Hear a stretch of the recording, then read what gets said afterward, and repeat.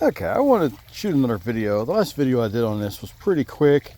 It has a nice little overview, but I didn't really go into much details on why I picked certain things or did things a certain way. So let me see if I can do a better job this time. And a few things have been added since that thing. I'm going to try to put some fish in the middle. There's nothing but tadpoles really in that right now. No cover was on it. Frogs got in it, laid all kind of eggs. And that one's only got a little bit of water, basically empty. I'm going to try to put some fish in these and see what happens. So let's start over here. A few important things that I did not cover in the last video for sure, and that is why I have things set up the way I do. So this is basically 20 inches into the ground, and I cut this off and cut it in a certain way that this kind of indents in on the very top, and it comes back out to be the same diameter as this. But if you cut it when it's still on the end, when it's still sloped in, it'll fit right inside of here. So that way you don't have to worry about it slipping off, and you have a nice tight lid. Very cool idea. Well, hello puppy. Got a visitor. You got a little inspector here. Okay, girl. Come on. Come on. You gotta get out. Thank you. So this area gets a lot of water when it rains heavily. So it'll actually probably get about this deep, maximum it'll ever get. If you look, that's going to be below this hole, so it should not run inside of here. This hole is also designed that if for some reason we got a lot of heavy rain and water comes into here and goes out through my system and fills up here, it'll start overflowing out of that. So that's kind of an emergency overflow system. With these kind of anything you bury in the ground, you have to be worried about it floating out. And what happens is rain will come, saturate the ground, and get around whatever you have. And if there's not enough weight in this, it'll actually float it up. It'll be a boat, basically, if there's nothing inside and it's too light. So the idea here is I got to keep the water level above the water level that it could be flooded at. So I need to keep the water level above about right here, which is not a big deal. So I got several inches of room here. As long as I keep it topped off and it doesn't rain real heavy, I'm fine. And plus the filter I have inside adds a little bit of weight, and I'm actually going to probably add some more rock or something in there to weight it down, just to be sure. It shouldn't be a problem. Let's look inside.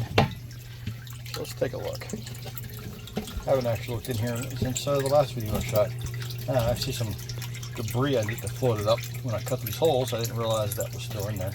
I'll get that out later. It's not hurting anything, it's just plastic, and it's floating, so it's not getting into my filter in any way. The filter is nothing but a cat litter container.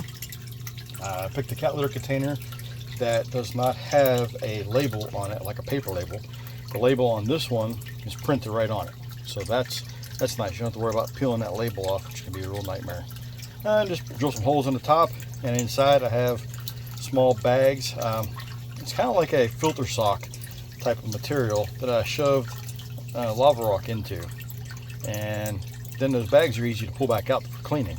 And I just pack them around my filter. The pump. Sorry, pack the lava rocks around that pump. And then of course the holes for big enough to have the power line come out of. So that's the flexible tubing coming out of here. And flexible tubing goes up to here. And the reason it's flexible, two reasons.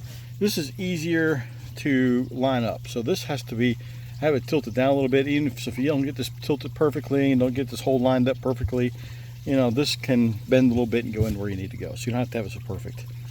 And if I need to get that pump out of there, if I had a solid line going straight through here, I have to cut the line or put some kind of disconnect in there.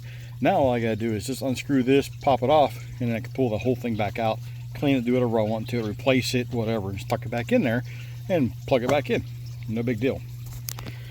So that's why that's like this. And to fill it, these I have just kind of loosely on. I can just put my hose in here, fill it up. Real easy filling. So if you saw, there's not a whole lot of water running out of there. So this is an inch tubing that's got thin wire, thin wall. I don't need the heavy wall, and the thin wall gives you a little more ability to carry water. It's a little bit bigger around. So let's see. This comes up. So our pump now, and this pump, you have to select your pump to make sure it has enough head height. Head height is the amount of pressure that it can push the water up. So basically, if it's got a head height of 10 feet, that means at 10 feet above the water level, it'll run out of pressure. It'll have zero flow. So you want to have something that goes way above however high you're going to pump your water. My water's only going to go about 4 or 5 feet or so, so I got plenty of height on this pump. So it comes around here, and it comes in here, and as you can see, it tees off. I use these large tees instead of using like a little drip irrigation hose or something like that with those little tiny things, because this won't clog up as easy. If it does clog, open it up, close it. I can flush anything in there out. Not a big deal. So now we get down to the tubs. Let's take a look here. Let me see if I can take this off for you so we can take a quick look. That's what these are designed for, so this can come off. It's kind of hard to do with one hand because once the clip in the back, and clip from the back, and one's clip to the front. Yep, see it clip to the front. Hang on. Bear with me. I could pause it. Hang on, let me pause it. Okay, so here we are. This is the way the inside is set up. Man, look at all this fry. That is just so nice. Man, I love seeing that. The eggs were on these, and I just dropped them from the other side into here and let them hatch out. Now they're in there just for a little extra cover. And I'll rotate them out with the other, with where the parents are at. When we have lots of eggs, I'll just kind of roll the eggs into here, let them hatch out, and then when they're all hatched out, then I'll put the eggs back over into the other side. Once this thing is fully up and running. Right now, I just have the minimum number of totes across the bottom. I don't have the two other shells full yet. And if you're looking here, the water comes in. You notice I have a zip tie. Now, why do I have a zip tie? Because without the zip tie, the water comes in much harder. See how it's splashing and it kind of runs forward? And without that hole being there, it really kind of runs and causes a current. So when these fry are freshly hatched, they don't like a lot of current. And I was afraid that was going to be too much current and too much agitation on the water because they like to hang out the top. If you put something like this on here, it allows the water to flow down into the water, and it makes it a much more smooth of an entry. So that's why I have that. This is a 1/2-inch pipe conduit connector, and the outside is the other side of the connector. So both of these are threaded, and I get a little number, I think it's number 13 or number 15, I think maybe it's 15 O-ring in here that goes around the threads, so it seals it up. Makes a real nice seal. And this is turned down 9 degrees, and I have nothing but just a intake filter on that, and I can just squeeze that out if I want to clear it out. That keeps fry from being sucked up in there, and it's big enough that it won't get clogged up very easy. Hang on, I'm going to push pause you again. Okay, and the reason I turned it down because I wanted to kind of see if I could pull debris off the bottom as it settled, and I don't know, just it seemed like a good idea at the time. So that's why I did that. Man, there is just so many fry in here. That's way cool. Okay, so that's basically the gist of it. Yeah, oh yeah, except for where the water comes out. Yeah, you see I just basically have it on a vinyl tubing. Just drill the hole in there, just stuck that in there so that tubing can come right back out. So the whole tub is not connected really to the stand. So I can pull it off, clean it, do whatever I want with it. The other thing I did is I mounted, oh yeah, see, I guess why, because I squeezed that thing. I was like, why is there water leaking? No, what I should have put these legs into the ground, just concreted them in, but I put them on a kind of a sled with a 2x6s, and that's what it sits on so it doesn't sink into the dirt. I'm gonna have to do something to keep this from rocking because it's only a few inches wide.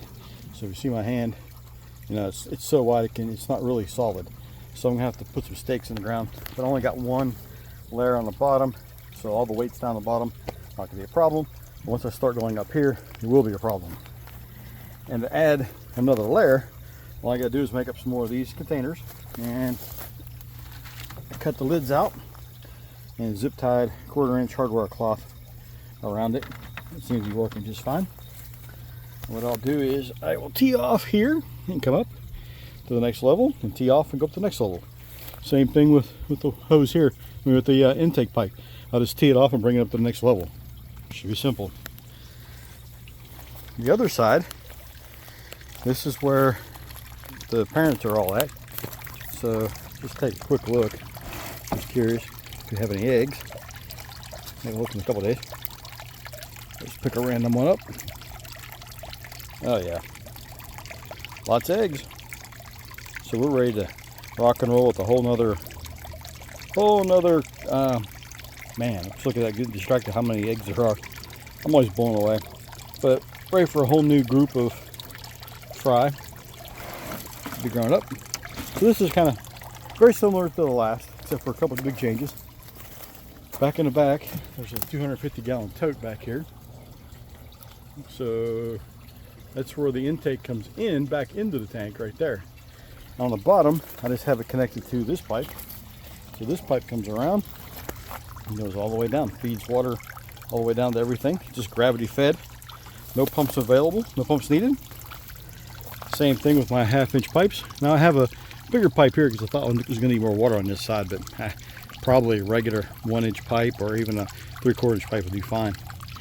Even probably 1/2-inch really, because I'm just barely drizzling water out. So the way this works, water comes out into this tub. It hits the stainless steel strainer to keep the adults in. There's, I got some more floating debris I got to keep taking out. This is a bulkhead fitting. The bulkhead fitting comes out this side, right here. Hooks to some vinyl tubing. The vinyl tubing drains into a 2-inch pipe. I want to make sure it has plenty of drain room. I probably don't even need that. And it goes into here. And there's a regular old sump pump with a float. You can see in there, but it's just a regular, kind of a regular sump pump you use in your basement with the float on it. All nice and tightly sealed up, so there's not a whole lot of large debris can get in here. I may end up putting some more filtration on as this water drops in to kind of filter anything out before it gets to the pump. I don't know, we'll see. And this is 1-inch thin-walled PVC. Comes out, goes back into there. The way this runs, every 10 minutes, it runs for 15 seconds. So it's not using a whole lot of energy, pretty efficient. I had to bury that into the ground because of the height of my tube, my drain coming in. And I had to keep the same flooding issue because it'll probably get up to, well, about where the dirt level's at. If it really rains hard, and that's a really bad rain. I don't want it to float out. So I had to have the float set so it shuts off before it gets too low. And it has to come on, well, the float has to come up before it hits the top, come on, and pump the water out. So that's the way this works. Say hi, Cotton. Say hi. Hi. Yep, that's my baby. She's crazy. All right, well, thank you. Have a great day.